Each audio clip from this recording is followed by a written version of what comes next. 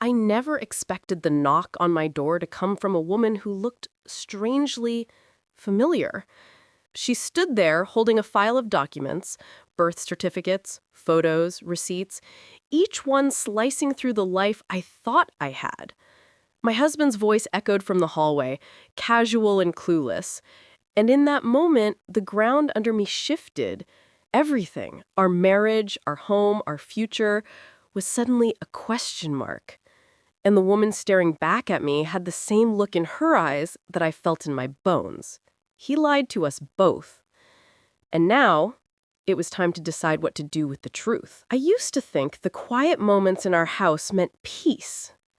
Morning coffee steam drifting lazily between us, Mark scrolling through his phone, pretending to read emails, the soft clink of my spoon in the mug, the scent of vanilla creamer rising like a small comfort. But looking back now, those moments weren't peaceful. They were empty. They were pauses, spaces between lies so well practiced that even silence became suspicious. It started with tiny things. A laugh that didn't match the story, a phone turned face down, birthdays he forgot because of work emergencies, nights where he returned home smelling like a different detergent, not ours. I used to brush it off. God, I brushed off everything. Maybe that's why I didn't register the first real sign, the one that should have cracked everything open much earlier. It was a Tuesday. I remember because Tuesdays were grocery days, which meant I was standing in the kitchen surrounded by paper bags, still wearing my work blouse, hair falling out of a messy bun.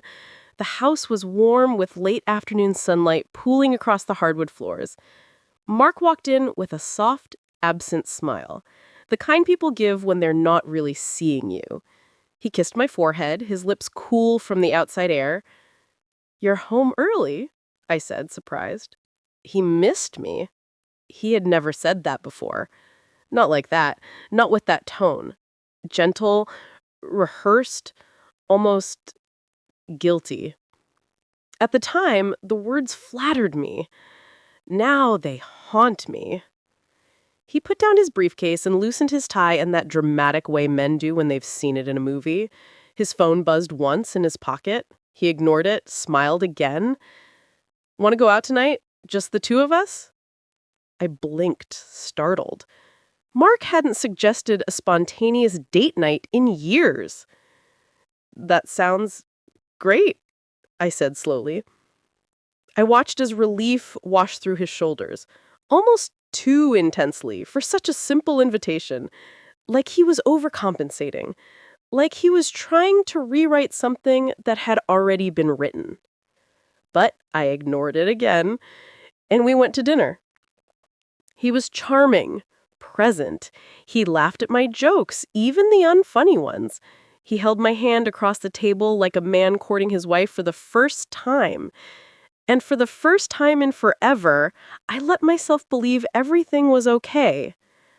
I didn't know that somewhere across town, at that exact moment, another woman, Sophie, was sitting alone at her own dinner table, staring at her phone, wondering why her husband was late, wondering why he wasn't answering, wondering why he suddenly had to fly out for a conference that he never packed for, wondering why she felt the same emptiness I felt.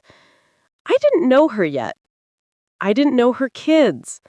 I didn't know her life overlapped with mine like two mirrors reflecting the same lie from different angles. But I would. Sooner than I ever expected. The knock. It was almost 6 months later when the knock on my door changed everything. A slow, hesitant knock. 3 taps. Pause. 2 more. The kind of knock that carries fear behind it. I wiped my hands on my jeans, I'd been cleaning, and opened the door with a polite smile. I froze. Standing on my porch was a woman with long, honey blonde hair pulled into a neat ponytail. She was about my age, mid-30s, but there was something worn about her eyes, something heavy. She looked like someone who'd been practicing bravery in the car before stepping out. "Hi," she said carefully. "Are you Emily?" "Yes," I replied. "Can I help you?" She swallowed. Her fingers tightened on the folder she was holding. "My name is Sophie, and I think we need to talk." I stiffened, instinctively glancing behind her, as if expecting some hidden camera crew. The situation had the surreal heaviness of a prank, or a scam, or a misunderstanding. But then she opened the folder, and my world cracked. Inside were photographs, receipts, emails, birth certificates, a marriage license, all with one name appearing again and again. Mark Reynolds. My husband. My husband's signature. My husband's face. My husband's life. Duplicated. I stared at the documents, my heartbeat hammering inside my skull. "I'm so sorry," Sophie whispered, her voice shaking. "I didn't know either. I only found out last week, and I didn't know who else to come to." My throat dried instantly. The world around me became slow and thick, like moving through syrup. "You're lying," I said, but the words came out soft, weak, unconvincing even to me. Sophie shook her head. "I wish I were." She held out one photo. It was Mark, holding a little boy and a little girl, laughing, comfortable, fatherly. He looked younger in the picture, but it was him. My husband, my partner of 11 years, the man I shared a mortgage, a bed, a life with. "That's not possible," I whispered. Sophie's voice cracked. "He told me he traveled for work. That's when he stayed with you, isn't it?" A coldness spread through me, numbing me from the inside out. "Wait," I said. "You're telling me he married you? He married you too?" She nodded.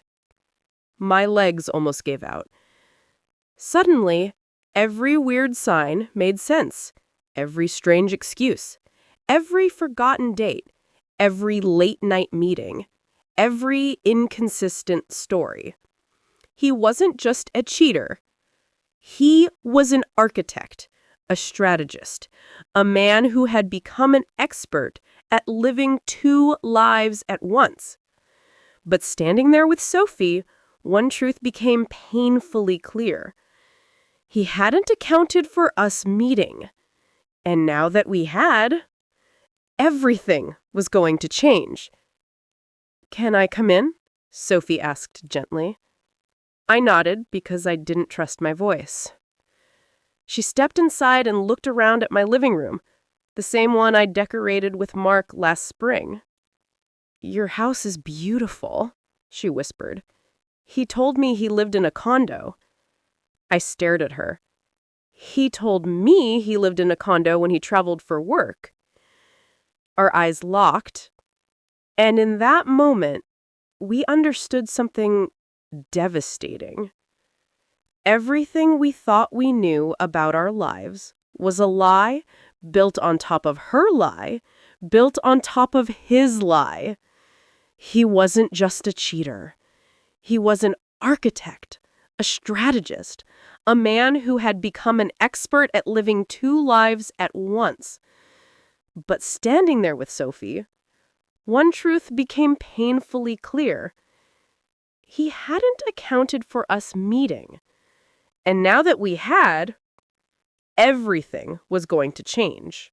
Sophie sat on the edge of my couch with the stiff posture of someone trying not to break. Her hands, pale and trembling, clutched the folder like it was both her lifeline and her curse.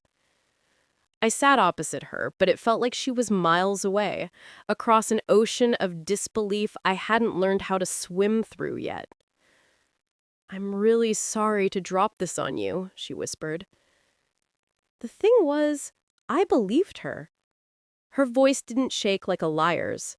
It cracked like a victim's. "How long—" My voice cracked. I cleared my throat. "How long have you two been together?" She exhaled, shoulders sinking. 12 years. My breath caught. 12? But Mark and I have been married for 11. She looked down. "Then that means he started with you 1 year into our marriage." A nauseating wave rolled through me, hot and dizzying. My stomach twisted. My eyes burned. Sophie continued. "We met at a charity event. He was charming, kind, the perfect husband, or so I thought. He always said business trips kept him traveling. I guess those were the weeks he spent with you." I swallowed hard. "Weeks," I repeated. "Plural?" She nodded. "He told me your city was where his biggest clients were. That's why he stayed so long.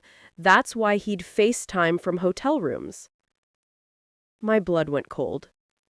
Hotel rooms? I remembered those nights. He'd call me too, but sometimes not until after 9, saying he was exhausted from meetings. Some nights, he didn't call at all. I used to shrug it off. Now I wanted to scream. A mirror in another woman. I studied Sophie closer. It was like staring into a parallel version of myself. Her strong jawline reminded me of my own when I was younger. The same faint worry line between her brows. The same attempt to look composed while holding herself together with emotional duct tape. "We have 2 kids," she said quietly. "A boy and a girl. They're 8 and 6. My breath faltered again. Mark always used to tell me he wasn't ready for kids, that parenthood felt too big, too overwhelming, that maybe in the future, but not now. He had 2 children, 2! And he raised them while telling me the timing wasn't right. My heart cracked in a way I'd never felt before. Sharp, slicing, almost surgical. "Why now?" I asked. "Why come to me?" Sophie inhaled slowly. "Last week, he was supposed to be home for our daughter's school showcase. He never showed. He sent one text, 'emergency meeting.' But then a friend of mine saw him across town. With you." A hammered silence fell between us. "He didn't see us," she continued, "but when my friend described you, your hair, your jacket, I knew something was wrong. I followed him." My heartbeat thundered. She hesitated, then went on. "I watched him walk into a restaurant, holding your hand." A tear slipped down my cheek before I could stop it. I remembered that night vividly. He said he wanted to reconnect. He told me I deserved attention and he'd been neglecting me. He held my hand the whole time. I leaned back, covering my mouth with both hands, the room tilting around me. "So I looked deeper," Sophie said softly. "Bank statements, phone records, work schedules. It didn't take long." Her eyes met mine with heartbreaking gentleness. "He wasn't just lying to you, or to me. He was living 2 complete lives. and balancing them by stealing time from both. The weight of reality. I broke. The tears came silently at first, then violently, shaking my whole body. Sophie hesitated for only a second before moving to sit beside me. Her hand rested lightly on my shoulder, not intrusive, just human. "I know," she whispered. There was something devastating in hearing those two words from someone who truly understood, someone who was bleeding in the exact same pattern. "How do we even begin to process this?" I said through a choked half-laugh. "How does someone do this? Why does someone do this?" "I've been asking myself the same thing," she said. We sat together, letting the silence fill with our mutual grief. Then I asked the question I'd been avoiding. "Do the kids know?" A shiver went through her. "No, I won't break their hearts until I have to." I nodded, throat tight. "And what do you want from me?" I asked. It wasn't rude, just honest, real, raw. She looked at me with an expression that was almost apologetic. "I want to understand him," she said. "I want to know who he is with you.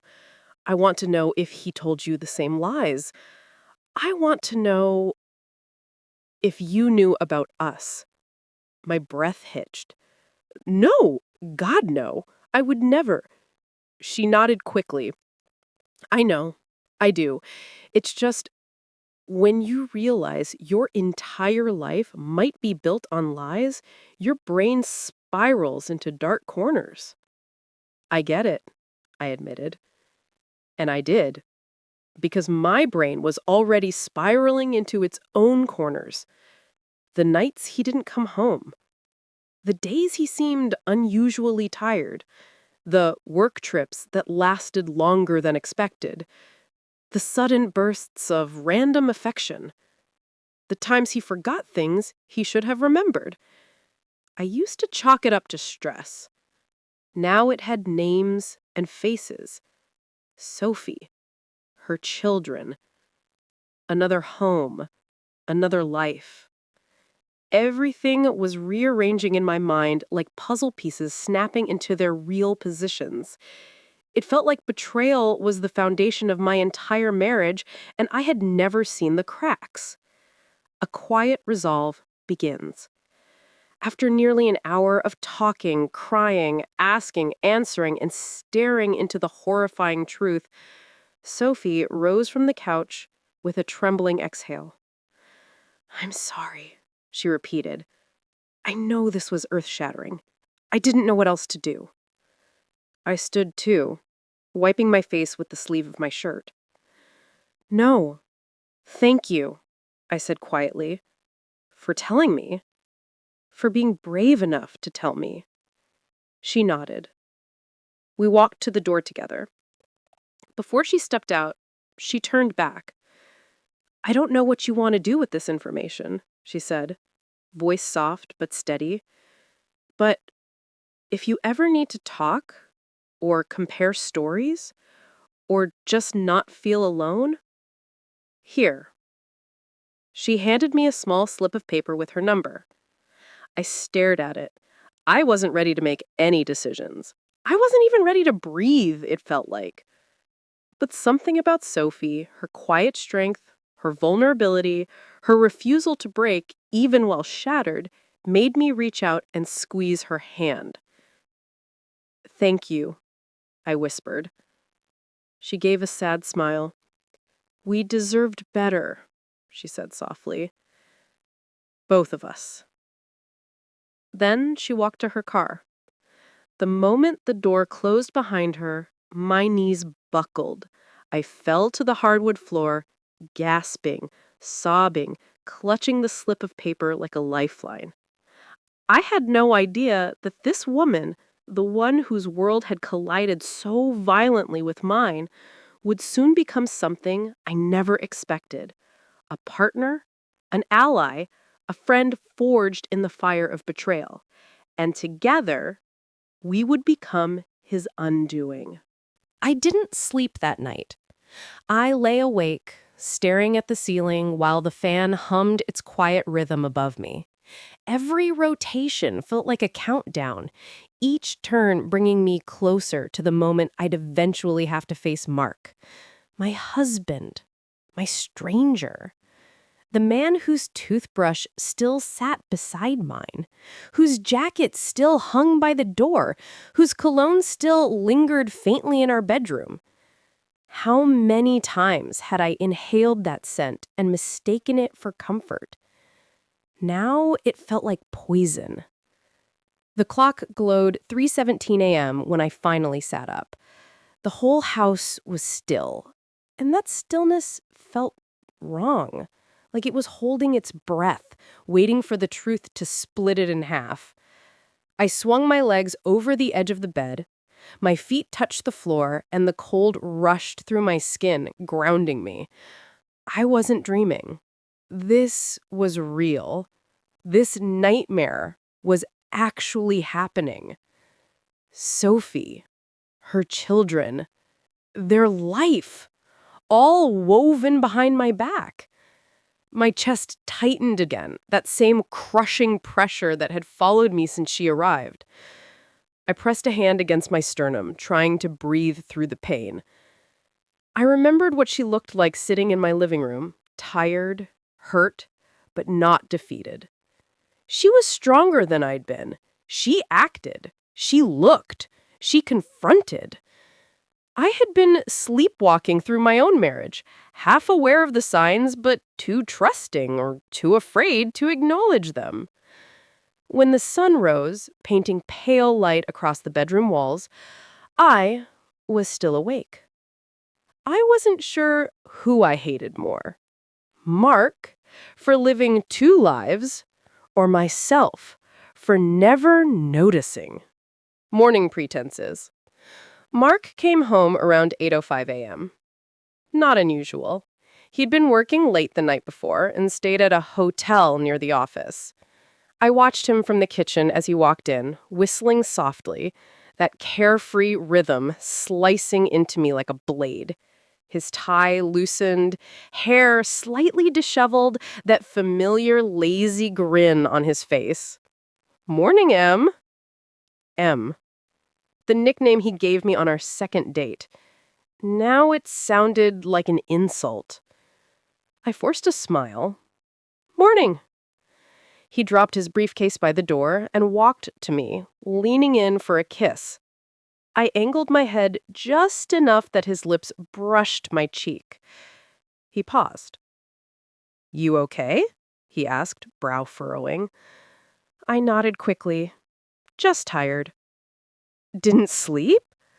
I lifted my mug and took a sip instead of answering. He slid onto the stool beside me, stretching with a groan. You wouldn't believe the night I had. And I wanted to scream. I wanted to throw my mug across the room. I wanted to grab him by the shirt and shake him and shout, "I know! I know everything! Stop lying!" But I didn't. Instead, I studied him as he rambled, his story unfolding with polished ease. He claimed the client dinner ran long, traffic was a nightmare, he crashed at the nearest hotel to avoid driving exhausted. His lies came so fluidly, so smoothly, it was obvious this wasn't the first time he'd practiced them. Every new excuse layered itself over my skin like grime. I watched his hands as he spoke, how casually they moved, how animated he became while fabricating entire realities. The ease of it was almost hypnotic. Finally, he leaned back and sighed dramatically. "Anyway, today should be better. Maybe we can go out tonight. I miss spending time with you." Another practice line. Another performance. He really thought he was invincible. I offered a soft, empty smile. I'll think about it.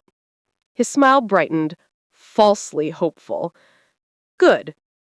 He stood, kissed the top of my head, grabbed his briefcase, and walked out the door. The moment it shut behind him, my smile died. I collapsed into the stool, shaking. He had no idea I knew.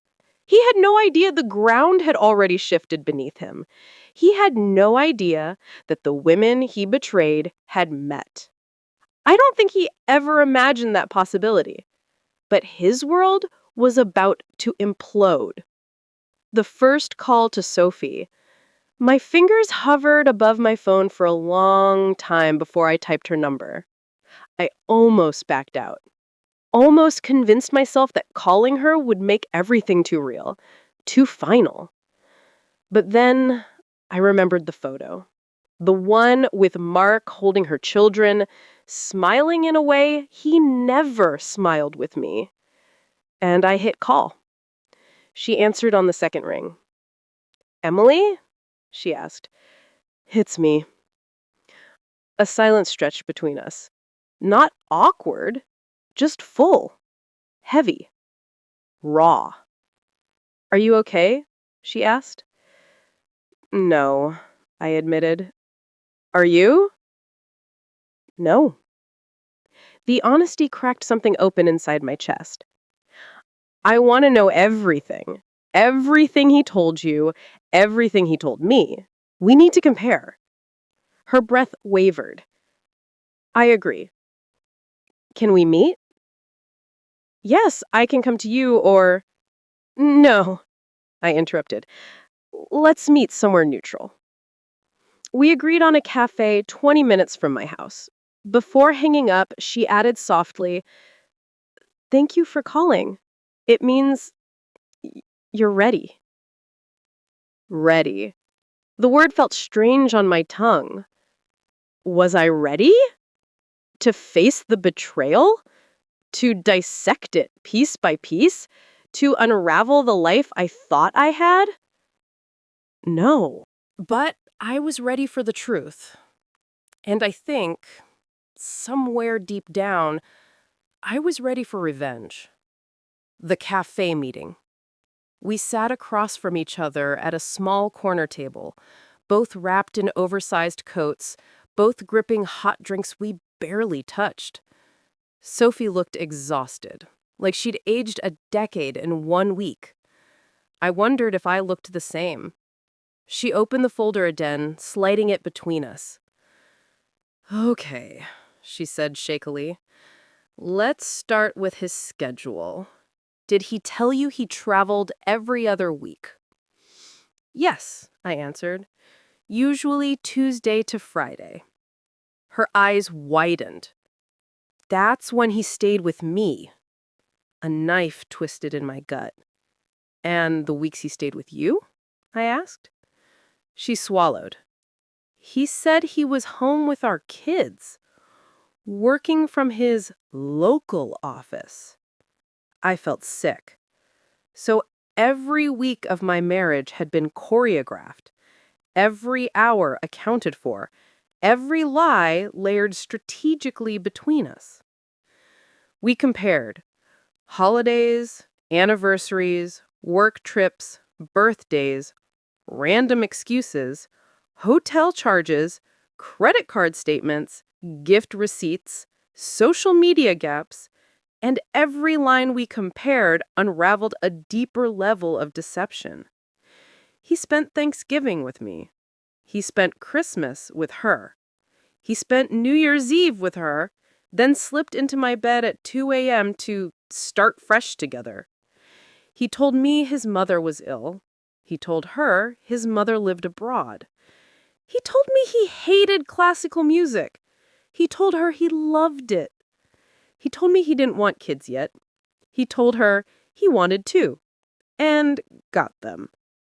He tailored himself like a custom suit, changing shape depending on who wore him.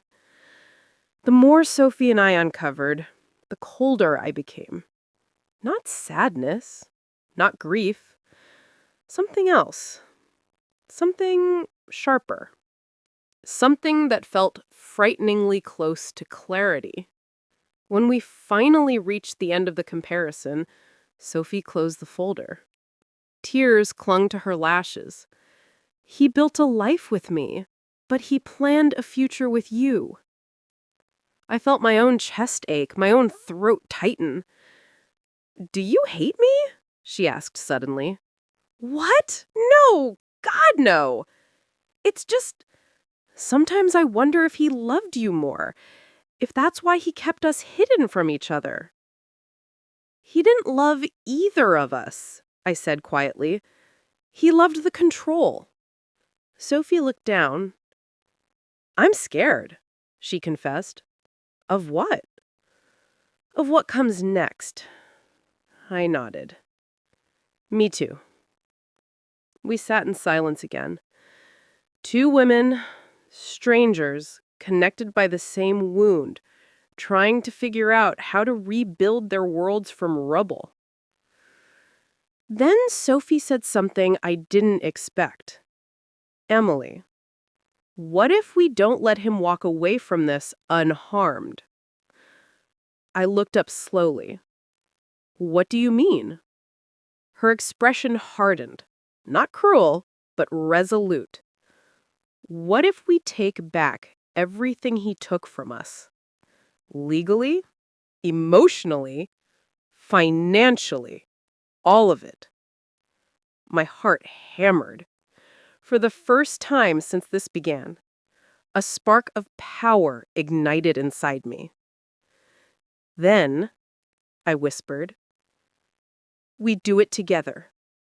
Sophie exhaled with something that sounded almost like relief. Together, she repeated. Two women, one liar, and the beginning of a plan that would dismantle the empire he built from betrayal. Sophie and I walked out of the cafe side by side, not speaking, but connected by something that had settled between us, an understanding, a shared fury, a quiet storm forming under our ribs. When we reached the parking lot, she stopped and looked at me. Emily, she said softly, he never deserved either of us. I swallowed hard and nodded. Then we went our separate ways, leaving behind the first place where our broken lives began to merge. The drive home. The moment I was alone in my car, the world pressed in on me again. The steering wheel felt too big, my breathing felt too shallow, my heart felt too loud. I didn't turn the radio on. Noise felt disrespectful somehow, as if sound itself would make the truth less real. My thoughts spiraled dangerously fast. How long had he been planning this life? Did he ever panic about slipping up? Did he ever stand in one kitchen and forget which woman stocked the fridge? Which bed did he prefer? Which house felt like home? Every answer made me feel sicker. At a red light, I squeezed my eyes shut and let my forehead rest against the steering wheel. I could still see Sophie's face, the way her voice trembled, the pictures she showed me, her children, their smiles, the birthday parties he attended for them, the ones he told me were team-building retreats. I remembered New Year's morning 3 years ago. Mark kissed my cheek gently, whispering, I want this to be our best year yet. Just you and me. I cried thinking he meant it. But now I knew where he was the night before, where he celebrated midnight.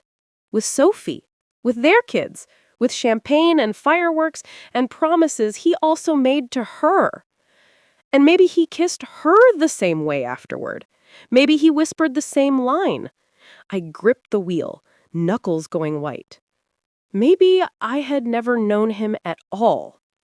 A house full of ghosts. Walking into my home, our home, felt like stepping into a museum of lies. Everything carried fingerprints of his duplicity. The coat he bought on sale, the luggage he used for business trips, the couch where he slept during all-nighters, the mug with "World's Best Husband" printed on it, something I'd purchased with genuine pride. I touched the mug, my fingers curling around the ceramic edge. The words mocked me. I set it down harder than I intended. The small thud echoed through the kitchen. Everything was too quiet again, too still, too aware. I walked down the hall toward our bedroom, each step heavier than the last. His shirt lay draped across the bedpost. Black, button down, crisp. He wore it last week when he took me to dinner. But Sophie told me something else. He wore that same shirt when we celebrated our anniversary last month. I stared at the fabric as if it might suddenly confess something. Instead, it just hung there, silent, complicit, proof of a man who compartmentalized his life with surgical precision. I approached the dresser and pulled open the top drawer. Neat rows of ties, a box of cufflinks I'd given him for our 5th anniversary, a watch I hadn't seen him wear in years. I lifted the watch and turned it over. On the back was an engraving I'd forgotten about. To forever. Love, Emily. Forever. The word felt like a bruise now. When I set the watch down, a small envelope beneath it caught my eye. The handwriting wasn't mine. I pulled it out. Inside was a card. To my love. Happy anniversary. Sophie. My chest squeezed so hard I had to lean on the dresser. He kept her card. In our bedroom. He didn't even bother hiding it well. Or maybe he forgot which drawer he was using. Maybe the double life he was juggling had slipped just enough for this to remain in the wrong place. The betrayal hovered in the air like smoke. I dropped the card on the dresser and stared at it, my vision blurred with hot, angry tears. I whispered to myself, he doesn't get to keep doing this. And for the first time, the words didn't sound like a plea. They sounded like a promise. Memory fractures. As the day dragged on, I found myself wandering from room to room, replaying memories that now felt tainted. The living room, where he proposed, where he later told me he might need to start traveling more. The kitchen, where he kissed me while making pancakes, where he received texts he always forgot to show me. The hallway, where we danced stupidly to old 80s music late at night, where I later overheard him whispering on the phone, claiming it was work. Every memory broke into 2 versions, the one I lived and the truth beneath it. The storm hits. Around 4 p.m., my phone buzzed. Mark. I stared at the screen. Every instinct told me to ignore it, but I answered. His voice came through warm and effortless. Hey, Em. Thinking about you. How's your day going? There it was. The casual affection, the polished sweetness. The man who pretended he knew me, pretended he cared, pretended he wasn't an entire second husband to someone else. Fine, I said flatly. He hesitated. You sure? Yes. Another pause. Well, I was thinking maybe we could go out tonight. Something nice. I smiled bitterly to myself. A date night, scheduled between 2 families like calendar appointments. No, I'm tired. He chuckled. You've been tired a lot lately. Everything okay? You tell me, I replied. There was silence. A long, painfully telling silence. What's that supposed to mean? He asked carefully. I almost told him everything. I almost screamed the truth into the phone. But something inside me, something new, something sharp, stopped me. Let him sweat. Let him sense something shifting without knowing what. Let him wonder. I'll talk to you later, I said, and hung up before he could respond. I stared at my reflection in the black surface of the screen. I looked like someone standing at the edge of a cliff. Someone ready to jump, or push someone else off.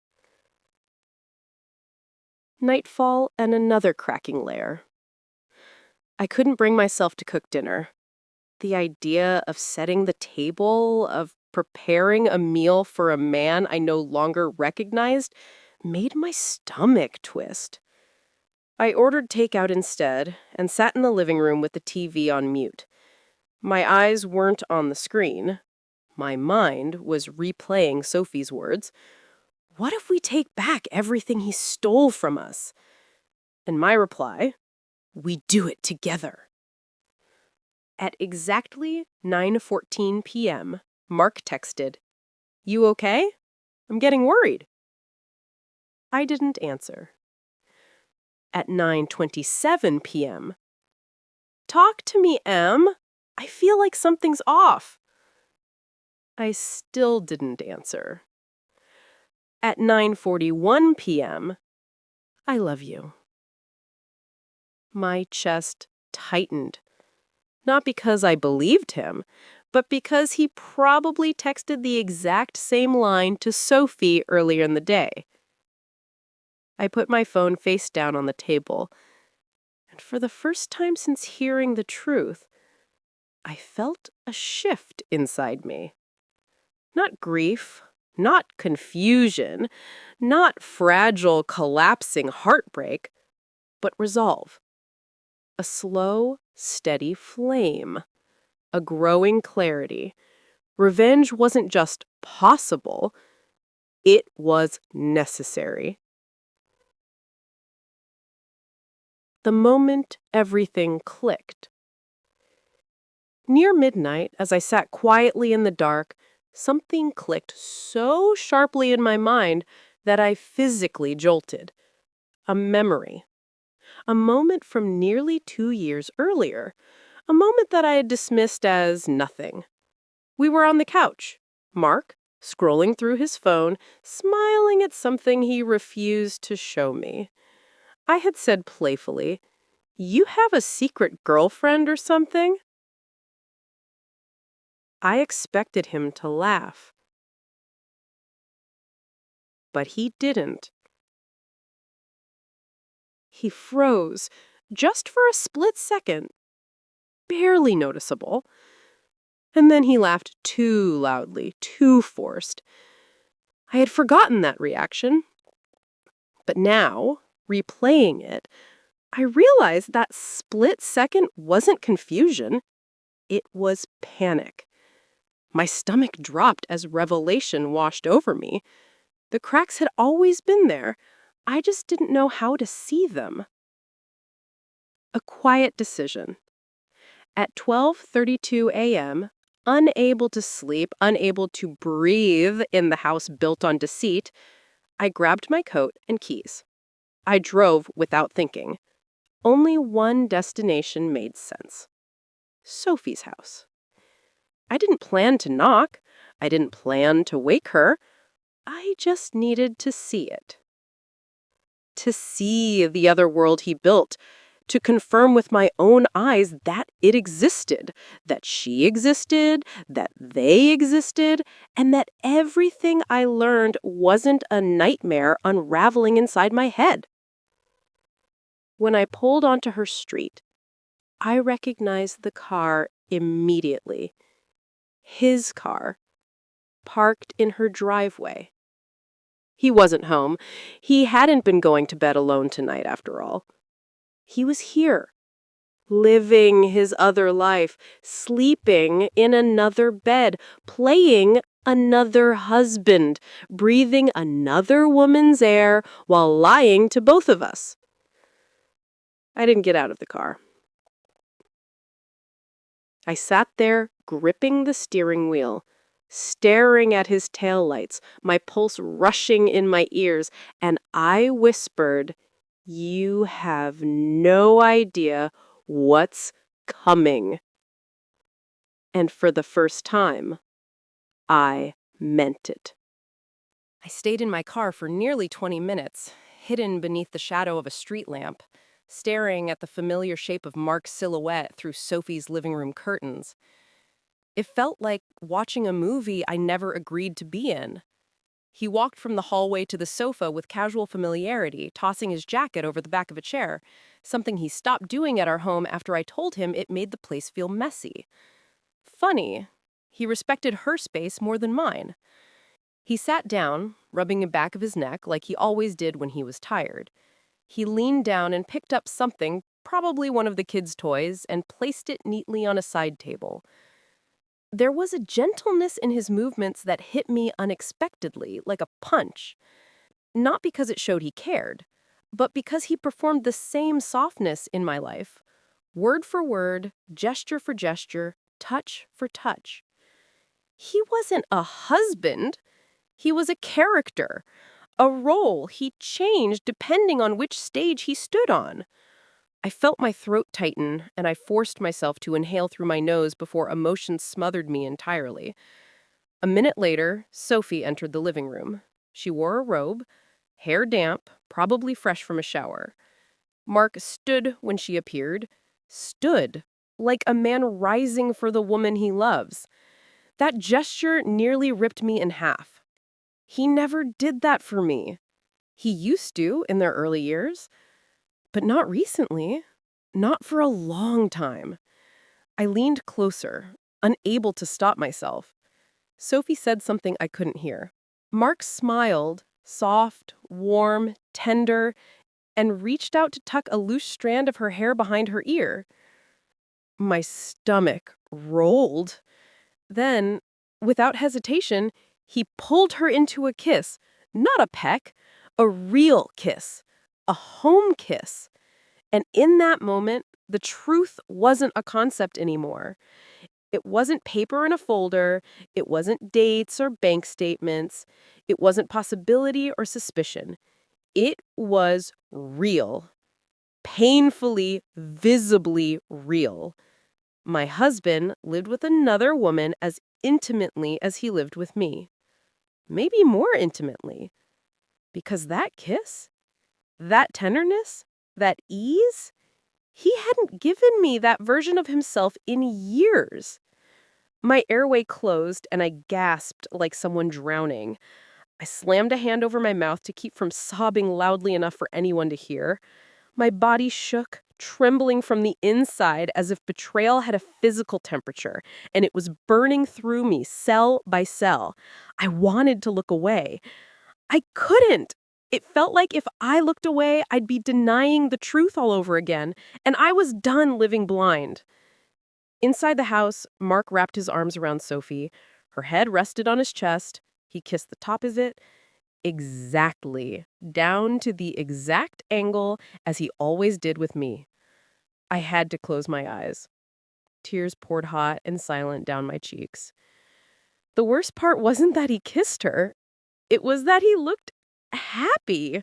Not the forced kind, not the tired kind, not the kind buried under guilt, but genuinely, effortlessly happy. The happiness I had begged for in recent years. The happiness he always seemed too distracted or stressed to give me. The happiness he spent somewhere else. With her. With them. Not with me. A small, broken sound escaped my throat. I swallowed it fast, wiping my face with shaky hands. I had to get out of there. I couldn't breathe. I couldn't think. I shifted the car into reverse, my fingers trembling around the gear. But before I backed away, I forced myself to look at the house once more. Not at him, at her, at the home, at the life that had taken shape behind my back. And a new clarity formed inside me. If I let this moment break me, I'd lose everything. If I let this moment fuel me, he'd lose everything. I chose fuel the next morning. Reality sharpens. When I woke the next morning, my throat was raw, my eyelids swollen. My body felt like I had aged 5 years overnight. I moved slowly, as if every step was dragging grief behind me. I sat at the kitchen counter with a cup of untouched coffee when the front door opened. Mark stepped in, face bright, expression calm, as if he weren't returning from a different life. "Morning," he called cheerfully. My hands tightened around the mug. He made his way into the kitchen, kissed my forehead, and gave me a smile that would have once made me melt. Now, it made me sick. "You look tired," he said gently. "Rough night?" I lifted my gaze to him with an expression I hoped revealed nothing. "Did you sleep well?" I asked instead. He hesitated for a fraction of a second. A flicker, barely visible unless you were looking closely. Yeah, slept great. Why?" "Just curious." He nodded and began rummaging through the pantry for cereal. The same cereal he kept at Sophie's house. The same brand I'd seen him eat there with her children during weekend breakfasts. My throat constricted again. I studied him, his posture, his easy movements, his untroubled face. How do you carry 2 marriages without cracking? Did he have a second brain? Second heart? Second soul? Because surely one human being wasn't capable of this level of duplicity without fracturing. He poured cereal into a bowl. I watched the flakes spill out, and I suddenly remembered something. Last month, he'd come home late from a conference with Sophie's kids' artwork in his bag. He claimed they were mock-ups from his marketing team, children's-themed packaging for a new campaign. I believed him. Every memory I revisited was now a puzzle piece snapping into place, forming a picture I never wanted to see. His first slip. As he sat down with his cereal, he began talking casually. "So, I was thinking we should take a trip soon, just the 2 of us. Maybe that cabin in Vermont you like." "The one in the photos?" He blinked, confused. "What photos?" "The ones on your phone. The cabin with the lake behind it." His eyes darted away for a moment. Just a second, but I saw it. That wasn't Vermont," he said slowly. "That was a client retreat." Liar. Sophie and I had identified the same cabin from her family album. He'd taken her there. With her kids. A perfect family getaway. My pulse pounded, but my voice remained steady. "Oh, right. Sorry, I must be remembering wrong." He relaxed instantly, relieved. "No worries. Honest mistake." It wasn't a mistake. It was a breadcrumb. A slip he didn't even realize he'd made because he thought I was still the blind wife he could lead around with carefully curated lies. But the blindness was gone. The woman he left behind when he drove to Sophie's house the night before was gone too. Something else had taken her place. Someone sharper. Someone colder. Someone steadying herself for a war he didn't know was coming. The phone call that broke the illusion. Later that afternoon, Mark stepped outside to take a call. He walked into the backyard, pacing slowly across the grass. I followed silently and cracked the sliding door just enough to hear. His voice was low, careful, affectionate. "Yes, sweetheart, I know. I'm sorry I missed breakfast. I'll be there tomorrow morning, I promise." My mouth dried. He wasn't talking to Sophie. His tone was different, too high, too playful, too soft.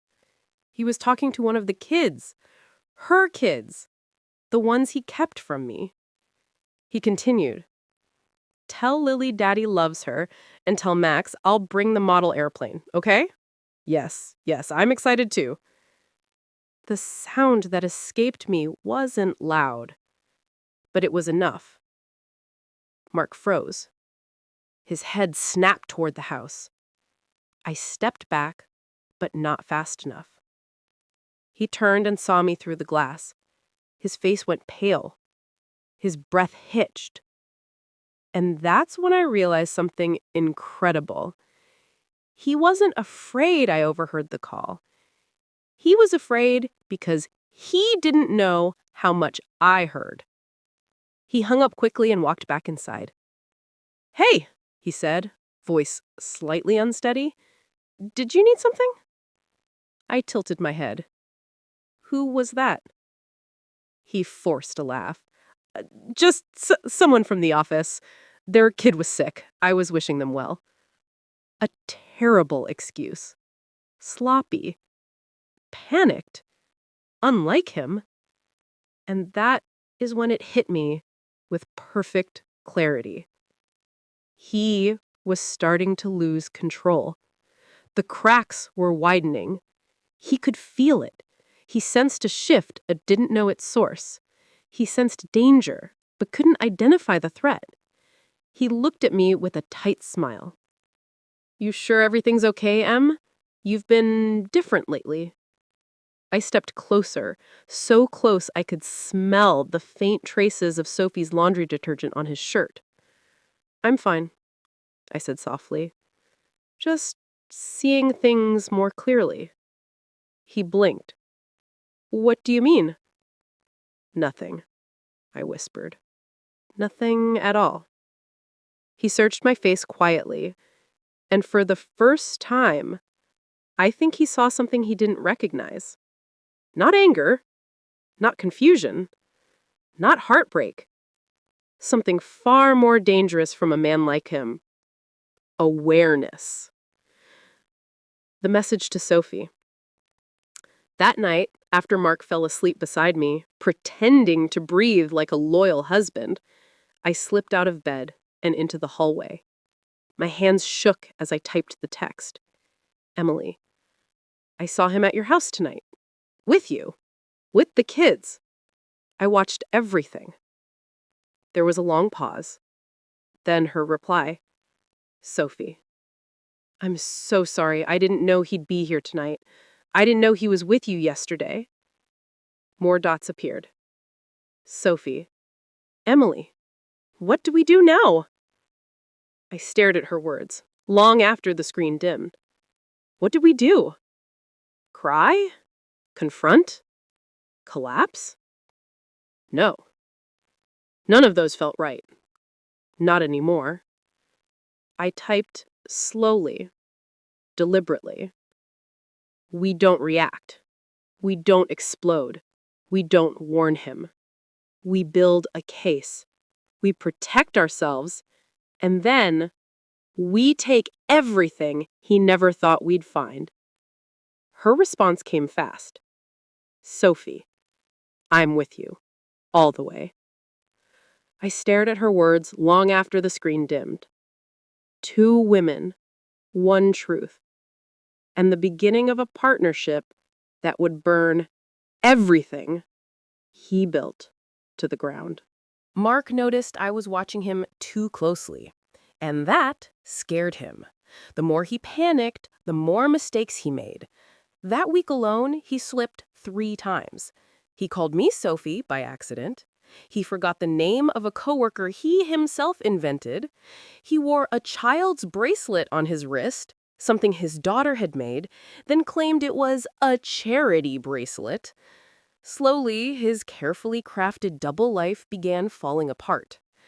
One night, when he thought I was asleep, he whispered into the phone, "I'll fix everything, I promise. They'll never find out."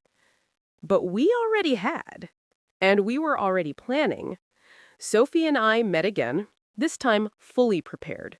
We sat in her car outside a lawyer's office. "Once we file," she said quietly, "he won't see it coming." "He deserves every shock," I replied.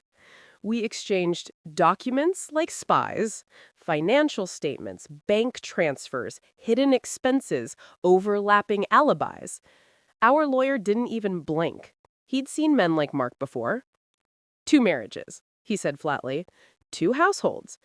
2 sets of lies.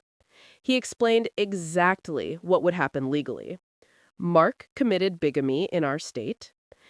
Every asset under his name was open to seizure. His business could be divided. His properties could be frozen.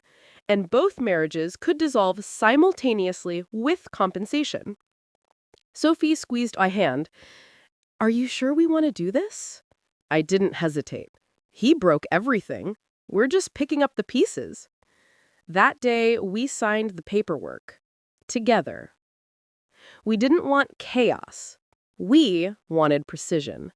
We decided no screaming, no emotional meltdowns, no warnings. Everything would happen in one coordinated strike. The plan? 1. Freeze his business accounts at 10 a.m. 2. Serve him divorce papers from both of us at 11 a.m. 3. Lock him out of both homes by 1 p.m.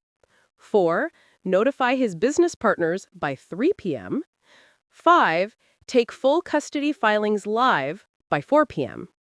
Sophie handled the details on her end. Bank records, kids' documentation, her home titles. I handled mine. Our house deed, joint accounts, the company registration he used my signature on years ago without telling me. We moved like women possessed. Women who'd finally woken up. Women who refused to be stepped on again. The morning of execution, everything was set. Mark left Sophie's home early, telling her he had a big meeting. She kissed him goodbye. I knew because Sophie texted me.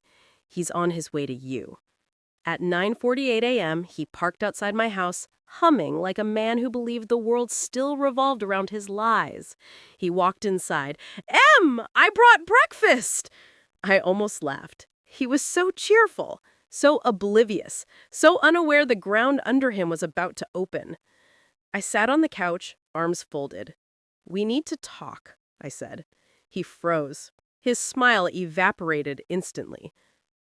What's going on? But before I could answer, knock, knock, knock. Mark flinched. Something in his eyes flickered. Fear, recognition, instinct. I already knew who it was. He opened the door. A process server handed him an envelope. Mark Reynolds, you're being served. Before he could react, another knock. Another envelope. This one is also for you. He turned to me, face draining of color. Emily? What is this? But before I could answer, another figure appeared at the end of the driveway. Sophie, walking towards us with calm, collected steps. Mark's face twisted into pure terror. What are you doing here? He stammered. She stopped next to me. Your wives are done, she said coldly. I saw his world collapse in real time. It wasn't rage. It was realization. He looked at me, then at Sophie, then back at me, as if trying to compute 2 timelines suddenly merging into one explosion. You talked? You two? How? What? He couldn't even form sentences. It was glorious. The twist. His secret was bigger than we knew. I can explain, he whispered. No, Sophie said. You really can't. He sank onto the porch steps, burying his face in his hands. But then he made one fatal mistake. He looked up and said, I did all of this for you. For both of you. I laughed out loud, a sharp, bitter sound. My God, Mark, at least lie creatively. He tried another angle. I was going to leave her, he said, pointing at Sophie, then quickly corrected himself. Not leave. I was confused. His lies crashed over each other. Pathetic, sloppy, exposed. Then something even worse came out. I had no choice, he said. My business was failing. I needed both houses to maintain investor credit. 2 families. It helped my image. Sophie's jaw dropped. You used us for branding? He flinched, realizing what he admitted. Not exactly. Exactly, I corrected. You pretended to be two different men to keep your business alive. You used me for stability, I pointed at Sophie, and her for sympathy. His face turned ghost white. How did you? We compared notes, Sophie said.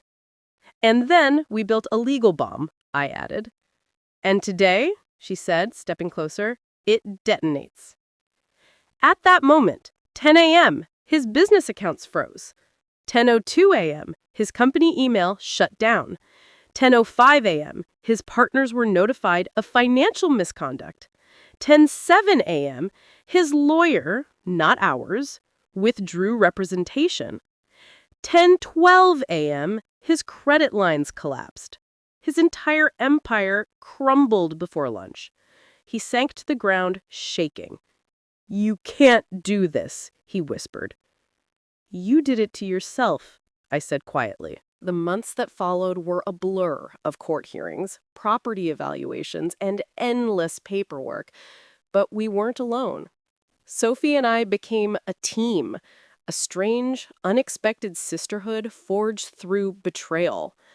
When the judge finally gave his ruling, both marriages dissolved, all assets equally divided between both wives, house, mine, awarded solely to me, primary custody granted to Sophie, child support mandated, his business majority ownership transferred to creditors. The judge looked at Mark with open disappointment. Your actions were deliberate, harmful, and sustained for over a decade. He left the courtroom broke, alone, and publicly humiliated. He tried calling me once, and I didn't answer. 6 months later, Sophie and I sat on the porch of my home. Her kids played in the yard, sunlight filtered through the trees. The air felt light in a way it hadn't in years. You ever think about how insane this all is? She asked, laughing softly. All the time. Do you regret meeting me?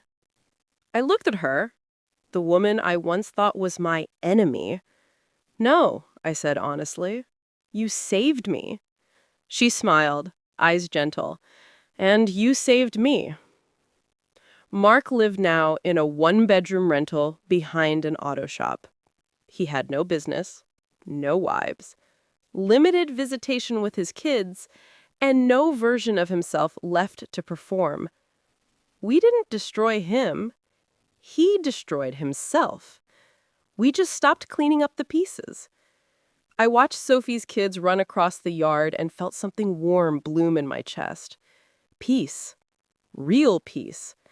The kind that comes after fire. The kind that comes only when the truth finally wins. I breathed deeply. A woman rebuilt. A woman reborn. A woman whose life finally belonged to her again. And quietly, I whispered the final truth. We deserved better, and we took it. Thank you for listening to a story of betrayal, survival, and two women who refused to stay broken. In the end, he lost everything he tried to control, and they finally found the peace he never gave them. Remember, sometimes the strongest revenge is reclaiming the life someone tried to steal from you. This is Requiem of Stories, where every ending is earned and every truth has its reckoning. I'll see you in the next story. Until then, take care of your heart.